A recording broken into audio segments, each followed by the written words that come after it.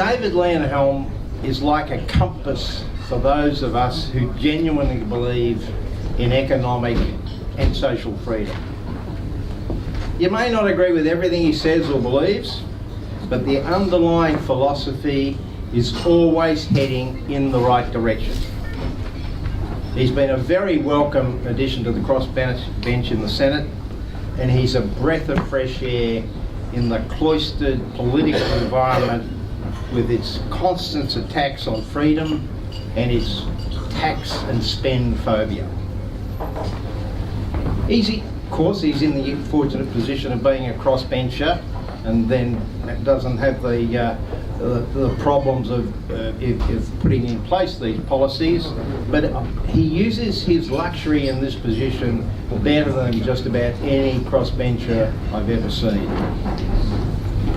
He's a true libertarian who is constantly focused on reducing the role of government in a country with 3 levels of government, to my mind, are often in a competition to see how many regulations they can pass. He's a wonderful foil for the left, who are besotted with regulation and want the government to control our economic life and liberate our social life. And he's an antidote to the right, which believes in the opposite, which is they want the government to control our social life and free our economic life. His beliefs are founded in philosophy of John Stuart Mill and John Locke, that government's roles should be restricted to protecting life, liberty and private property. I read through his book and I realised that we have sort of a common history in terms of where we landed up. I started life as a federal public servant, believed in big government, a little bit socialist. David started out in Young Labor, was a fervent member of the anti-conscription campaign during the Vietnam War, and then in his typical contrarian way, he became a reserve in the army. One major point of difference is that David has some Swedish royal blood in his background. It's also hard to believe that his family originally came from Sweden, which is of course the poster child of social democracy. Speaking of conversions, I met my fellow speaker Mark Latham, over here to my right, as a young MP from Western Sydney. He was definitely left at that stage, but extremely bright and irreverent. He was also very entertaining. He's the same character today, but he's clearly moved from the left. Mark further demonstrates his intelligence, but not only by supporting David, but also by supporting the GWS Giants. And he's a great guy. So he's making a wonderful difference. My first real contact with David was after he entered the Senate in July 2014, but unfortunately that was after we'd released the National Commission of Audit, and I'd been torn apart in a Senate inquiry, which I actually quite secretly enjoyed. But David was one of the few Senate crossbenchers with a strong and logical commitment to expenditure reduction. And you should buy this great book of his because there's 2 great chapters in the book. One is headed Balancing the Budget, and the other is called Spending Addicts. And these 2 chapters I thoroughly recommend.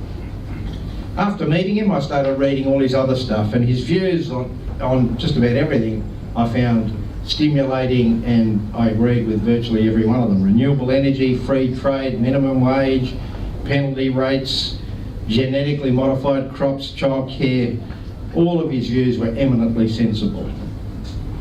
But at the core was my attraction to his basic philosophy, and the way he has identified Australia's slide from a free country to which loves more and more regulation, believes in tax and spend, the nanny state, political correctness and helicopter parenting. We've turned a nation of rugged individualists and innovators with an irreverent sense of humour into some of the biggest whingers in the world. A country where people expect the government or the taxpayer to cover them for every conceivable risk or misadventure in their life. Of course, it's this decline which is the cause of most of our current political and economic challenges, whether it be energy cost or availability, poor productivity, low wage growth, job security, the cost of childcare, housing affordability and availability, education and training. You need to go no further than government. We've got 3 levels of government in Australia in competition, as I said before, to see how many laws and regulations they can pass. In fact, they see their main KPI is how many regulations have they passed. The law degree seems now to be a prerequisite for a seat in the Australian Parliament. We learnt from the great reforms of the 80s, 90s and noughties that the less government is directly involved in our lives and the freer the markets, the better we are off. These reforms have produced 26 years of continuous growth and are responsible for our current high level of prosperity.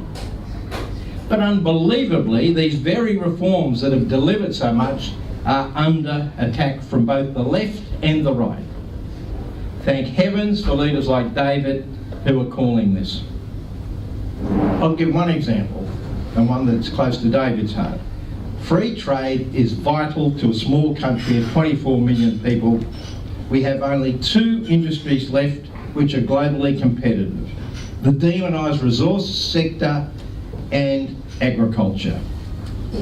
We were also very good at one stage, not too long ago, at minerals processing, but governments made sure they killed that off through their crazy, short-sighted energy policies.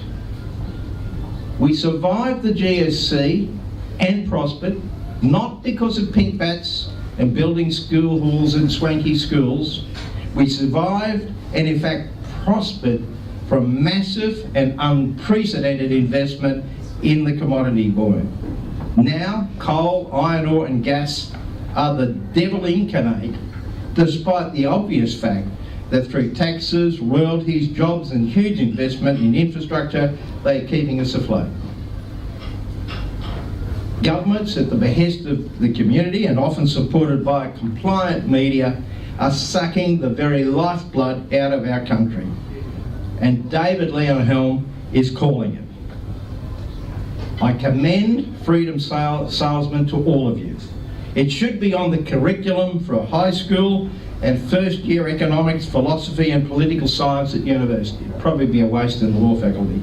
But at least if we could get our children educated in this form, we may have some chance of stopping the rot and protecting the future. Thank you.